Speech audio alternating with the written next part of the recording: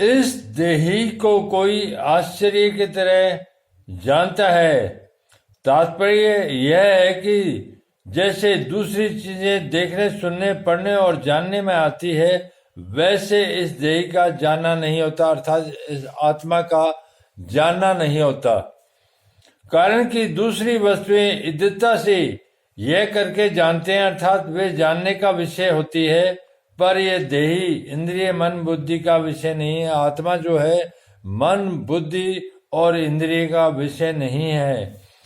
इसको तो स्वयं से, अपने आप से ही जाना जाता है। अपने आप से जो जानना होता है वह जानना लौकिक ज्ञान की तरह नहीं होता, प्रत्युत बड़ा विलक्षण होता है। नेत्रों से देखना और स्वयं के द्वारा स्वयं को जानना। यहाँ पश्चिमी पद स्वयं के द्वारा स्वयं को जानने के विषय में आया। गीता 2 अध्याय का 55वां, 6 अध्याय का 20वां आदि। जहाँ नेत्र आदि कर्णों से देखना जानना होता है, वहाँ दृष्टा देखने वाला, दृश्य दिखने वाली वस्तु और दर्शन देखने की शक्ति, इस त्रिपुटी होती है। इस त्रिपुटी से ही सांसारिक देखना जानना होता है, परंतु स्वयं के ज्ञान में यह त्रिपुटी नहीं होती। अर्थात स्वयं का ज्ञान कारण संक्षेप नहीं है। स्वयं का ज्ञान तो स्वयं के द्वारा ही होता है, अर्थात वह ज्ञान कारण निरपेक्ष है। जैसे मैं हूं, ऐसा जो होनेपन का ज्ञान है, इसमें किसी प्रमाण की या किसी कारण की आवश्यकता नहीं है। इस अपने होने को इद्दता से, अर्थात दृश्य रूप से नहीं देख सकते। इसका ज्ञान अपने आप को ही होता है। यह ज्ञान इंद्रिय जन्य या बुद्धि जन्य नहीं है। इसलिए स्वयं को, अपने आप को जानना आश्चर्य की तरह होता है। जैसे अंधेरे कमरे में हम किसी चीज को लाने जाते हैं तो हमारे साथ प्रकाश भी चाहिए और नेत्र भी चाहिए, अर्थात उस अंधेरे कमरे में प्रकाश की सहायता से हम उस चीज को नेत्रों से देखेंगे, तब उसको लाएंगे। परंतु कहीं दीपक जल रहा है और हम उस दीपक को देखने जाएंगे तो उस दीपक को देखने के लिए हमें दूसरे दीपक की आवश्यकता नहीं पड़ेगी, क्योंकि दीपक स्वयं प्रकाशित है, स्वयं प्रकाश है। वह अपने आप को स्वयं ही प्रकाशित करता है। ऐसे ही अपने स्वरूप को देखने के लिए किसी दूसरे प्रकाश की आवश्यकता नहीं, क्योंकि यह देही स्वरूप स्वयं प्रकाश है, अर्थात जो आत्मा है उसमें अपना स्वयं का प्रकाश है। अतः यह अपने आप से ही अपने आप को जानता है। आत्मा अपने आप को, अपने को जानता है। स्थूल, सूक्ष्म और कारण, ये 3 शरीर है। अन्न जल से बना हुआ स्थूल शरीर है। यह स्थूल शरीर इंद्रियों का विषय है।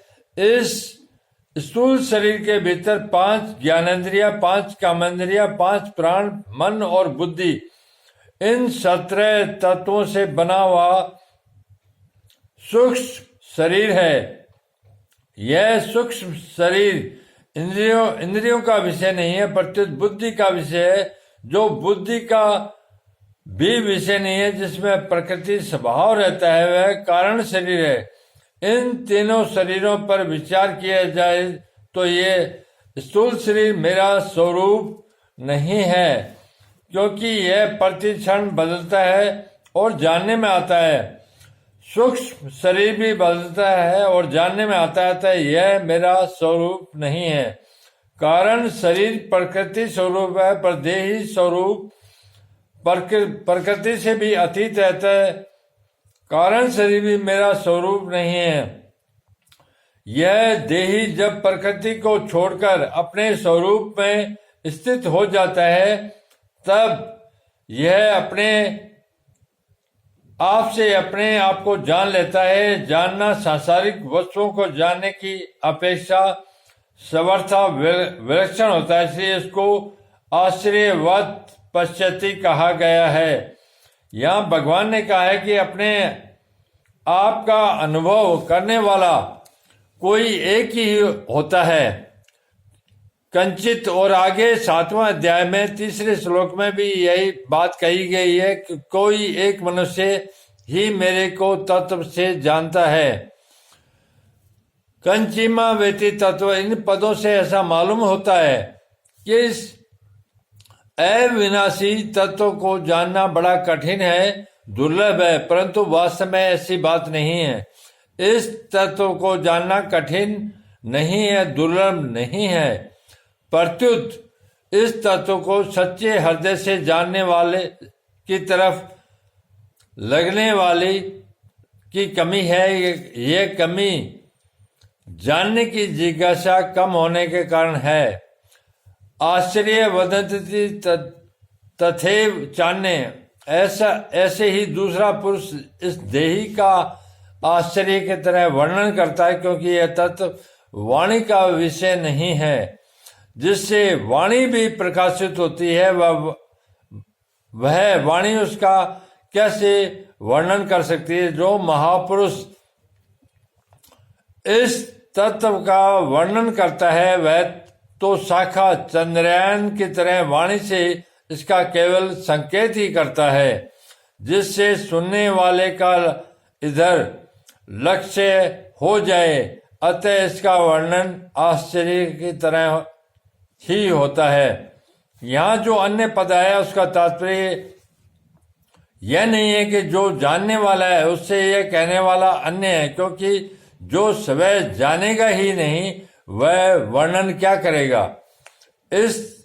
अतः इस पद का तात्पर्य यह है कि जितने जानने वाले हैं उनमें वर्णन करने वाला कोई एक ही होता है, कारण कि सब के सब अनुभवी तत्व के महापुरुष उस तत्व का विवेचन करने सुनने वाले को उस तत्व तक नहीं पहुंचा सकते। उसकी शंकाओं का, तर्कों का पूरी तरह समाधान करने की क्षमता नहीं रखते। अतः वर्णन करने वाले की विलक्षण क्षमता का द्योतन करने के लिए ही ये अन्य पद दिया गया है। दूसरा कोई इस देही आत्मा को आश्चर्य की तरह सुनता है। तात्पर्य है कि सुनने वाला शास्त्रों की, लोकांतरों की जितनी बातें सुनता आया है उन सब बातों से इस देही की बात विलक्षण मालूम देती है, कारण कि दूसरा जो कुछ सुना है वह सब का सब इंद्रियों, मन, बुद्धि आदि का विषय, परंतु ये देही इंद्रियों आदि का विषय नहीं है, प्रत्युत ये इंद्रियों आदि के विषय को प्रकाशित करता है। अतः इस देही की विलक्षण बात वह आश्चर्य की तरह सुनता है। यहाँ अन्य पद देने का तात्पर्य है कि जानने वाला और कहने वाला, इन दोनों से सुनने वाला तत्व का जिज्ञासु अलग है। इसको सुन करके कोई नहीं जानता। इसका तात्पर्य यह नहीं है कि उसने सुन लिया तो अब वह जानेगा नहीं। इसका तात्पर्य यह है कि केवल सुन करके, सुनने मात्र से इसको कोई भी नहीं जान सकता। सुनने के बाद जब वह स्वयं उसमें स्थित होगा तब वह अपने आप से ही अपने आप को जानेगा। या कोई कहे कि शास्त्रों और गुरुजनों से सुनकर ज्ञान तो होता ही है, परंतु यहाँ सुन करके भी कोई नहीं जानता, ऐसा कैसे कहा गया? इस विषय पर थोड़ी गंभीरता से विचार करके देखें कि शास्त्रों पर श्रद्धा स्वयं शास्त्र नहीं कराते और गुरुजनों पर श्रद्धा स्वयं गुरुजन नहीं कराते, किंतु साधक स्वयं ही शास्त्र और गुरु पर श्रद्धा विश्वास करता है, स्वयं ही उसके सम्मुख होता है। अगर स्वयं के सम्मुख हुए बिना ही ज्ञान हो जाता है तो आज तक भगवान के बहुत अवतार हुए हैं, बड़े बड़े जीवन मुक्त महापुरुष हुए हैं, उनके सामने कोई अज्ञानी रहना ही नहीं चाहिए था। अर्थात सबको तत्व ज्ञान हो जाना चाहिए था, पर ऐसा देखने में नहीं आता। श्रद्धा विश्वास पूर्वक सुनने से, स्वरूप में स्थित होने से सहायता जरूर मिलती है, पर स्वरूप में स्थित स्व ही होता है। अतः उपयुक्त पदों का तात्पर्य तत्व ज्ञान को असंभव बताने में नहीं, प्रत्युत उसे कारण निरपेक्ष बताने में है।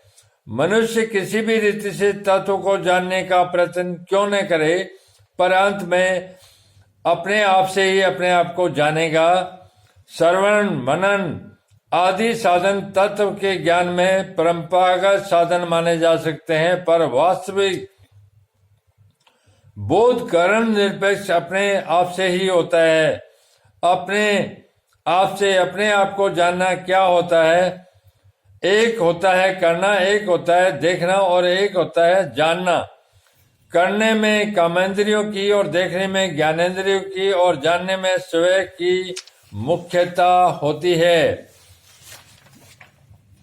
ज्ञानेंद्रियों के द्वारा जानना नहीं होता, प्रत्युत देखना होता है, जो कि व्यवहार में उपयोगी है। स्वयं के द्वारा जो जानना होता है वह दो तरह का होता है। एक तो शरीर संसार के साथ मेरी सदा भिन्नता है, और दूसरा परमात्मा के साथ मेरी सदा अभिन्नता है। दूसरे शब्दों में परिवर्तनशील नाशवान पदार्थों के साथ मेरा किंचित मात्र भी संबंध नहीं है, और अपरिवर्तनशील अविनाशी परमात्मा के साथ मेरा नित्य संबंध है। ऐसा जानने के बाद फिर स्वयं अनुभव होता है। उस अनुभव का वाणी से वर्णन नहीं हो सकता। वहां तो बुद्धि भी चुप हो जाती है।